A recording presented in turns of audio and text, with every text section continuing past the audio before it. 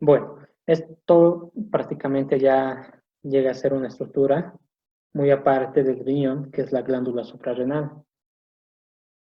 Es bastante importante. Prácticamente eh, una glándula suprarrenal o la inexistencia de una glándula suprarrenal es incompatible con la vida. Vamos a ver por qué. En primera instancia, nos dice que esa se encuentra en la parte suprailiar del borde medial del riñón, ya dijimos. No estamos hablando del podo superior, estamos hablando de esta parte o segmento suprailiar, ¿no? Y prácticamente coronando en el podo superior del mismo. Tiene una coloración gris amarillenta. Prácticamente en un cadáver, este se asemeja mucho al tejido adiposo. Es por eso que se confunde, sobre todo con los estudiantes, ¿no? Que terminan incluso retirando esa glándula suprarrenal, porque el aspecto con el tejido graso es prácticamente el mismo, es prácticamente el mismo, ¿no? Y sobre todo al estar envuelto con la cápsula adiposa del riñón y demás cosas, ¿no es cierto? Es un poco más complicado de conservar, que tener mucho cuidado, sobre todo cuando se realizan las disecciones. Tiene una consistencia firme, nos dice que es prácticamente entre unos 4 y 5 centímetros de longitud y puede llegar a pesar aproximadamente unos 6 gramos, ¿no? Bastante pequeño y de un peso también bastante disminuido. Aquí fíjense la diferencia, que en el riñón, en este caso la glándula suprarrenal, que también ya se denomina obviamente glándula adrenal, pero vamos a mantener todavía como glándula suprarrenal. En el lado derecho tiene una forma de pirámide. Pero miren, en el lado izquierdo es mucho más ovalado, ¿no? Es una primera diferencia. ¿Qué podemos hablar de esta glándula suprarrenal? Esta glándula suprarrenal, voy a hacer acá otro dibujo. Miren, esta es la glándula suprarrenal. ¿Qué presenta? Tiene una cara anterior. Por detrás se encontraría la cara posterior, ¿no es cierto? Muy bien. Y va a presentar esto de acá, que se va a denominar cara renal.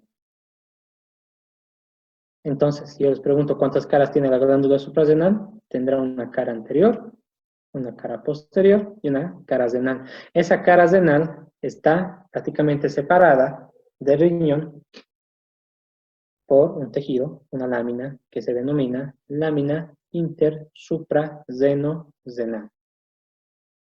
Lámina intersuprarreno-renal.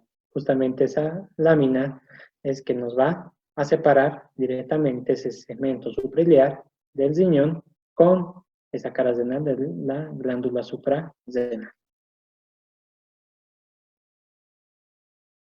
¿Qué más va a presentar? Va a presentar todo esto de acá, que es el borde medial. Pero este de acá no se va a denominar borde lateral, se va a denominar borde superior. Y también la glándula suprarrenal va a presentar sus extremos. Un extremo superior y este de acá, un extremo inferior. Estos prácticamente llegan a ser los detalles anatómicos de la glándula suprarrenal.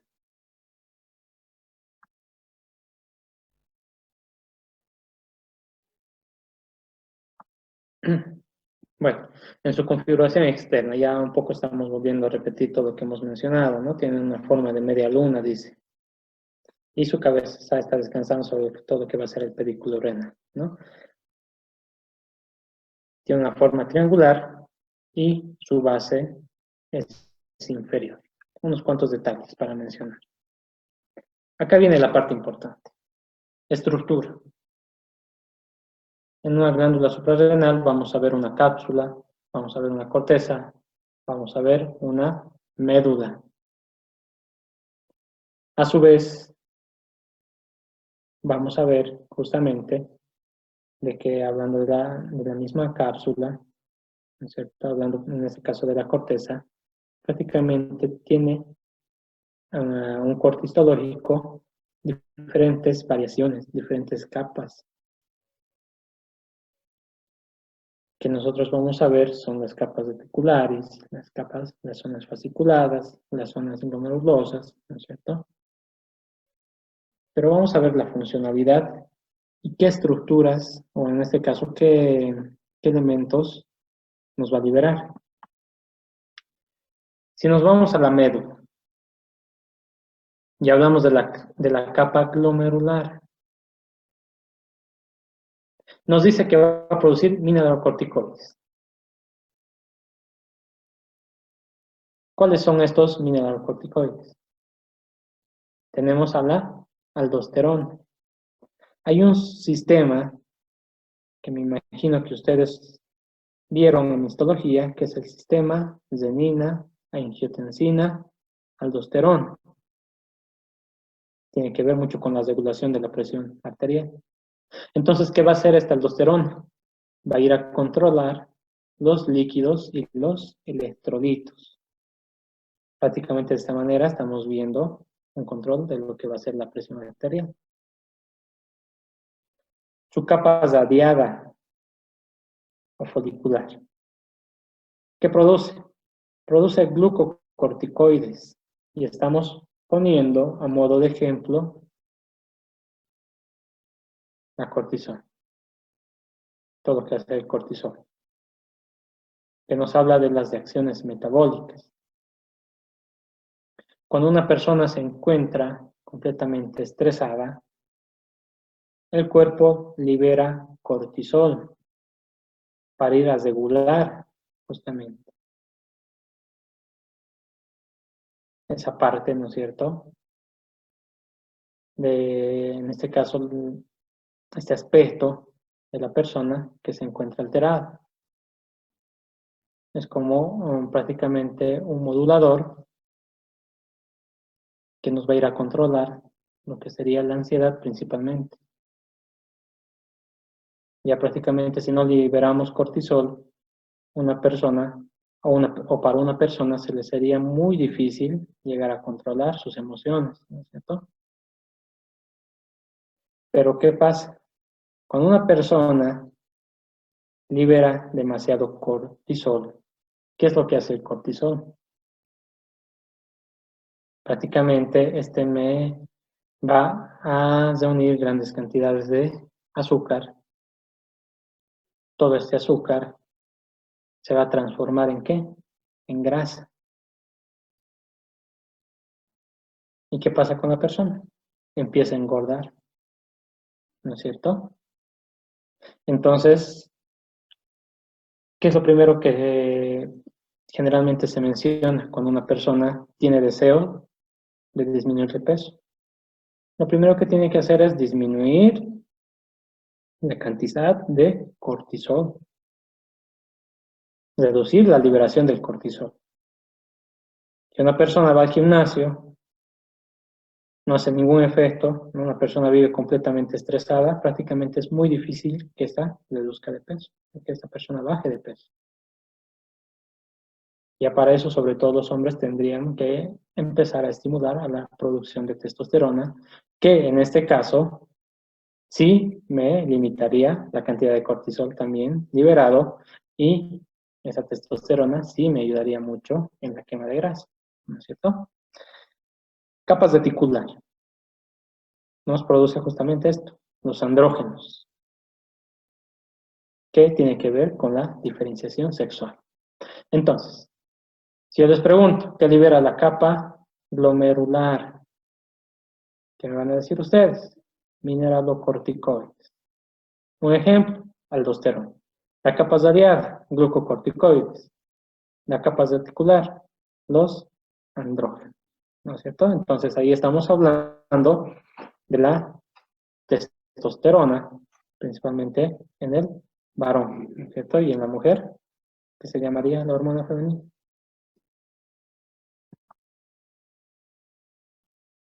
Fíjense acá.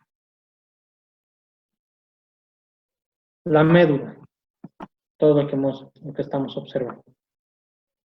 También nos produce catecolamina. Estamos hablando de la adrenalina y la noradrenalina. ¿Cuándo se libera estas dos estructuras? Principalmente cuando la persona se encuentre en demasiado peligro, cuando una persona, también obviamente con una persona que se encuentra en estado de preocupación, libera catecolaminas en los nerviosismos, cuando una persona conoce a otra persona, cuando una persona se enamora, ¿no es cierto? Libera catecolaminas. Y esta liberación incluso hace de que las personas puedan realizar alguna actividad que incluso para ellas se les sería bastante complicada hacerlas. Al liberar catecolaminas como una adrenalina, una persona incluso podría sacar fuerzas, ¿no es cierto? De donde prácticamente, en teoría, no las tendría para realizar alguna actividad, como ejemplo, huir ante el peligro. Ahí está. Entonces aumenta la presión arterial. El riesgo sanguíneo es mucho mayor y una forma de identificar es justamente la ruborización de la cara, ¿no es cierto? Entonces prácticamente una persona se vuelve rubicunda. Irrigación. Vamos a hablar de la arteria capsular superior. En este caso llegaría a ser una ramita de la frénica inferior. Hablaríamos de la arteria capsular media, que viene de la aorta, y la capsular inferior, que viene de la arteria renal. Entonces acá vamos a hacer una comparación con lo que nos menciona Rubier. Rubier, ¿qué nos dice? Denomina estas arterias capsulares directamente como arteria suprarrenal superior, arteria suprarrenal media y arteria suprarrenal inferior. Entonces, esta es la manera que nosotros tenemos que aprender, pero también vamos a memorizar esta parte porque obviamente existen muchos libros de anatomía y es necesario obviamente conocer las diferentes terminologías de las mismas estructuras, ¿no? Entonces, la suprarrenal superior es rama de la frente, suprarrenal media de la aorta abdominal. Y aquí estamos viendo, ¿no? Fíjense, miren la suprarrenal superior. Ahí está. Rama de esta arteria frénica. La suprarrenal media, miren, ahí de la aorta abdominal. Y la inferior, proveniente de la arteria renal. Miren, ahí está la arteria renal, acá. Y fíjense la suprarrenal inferior.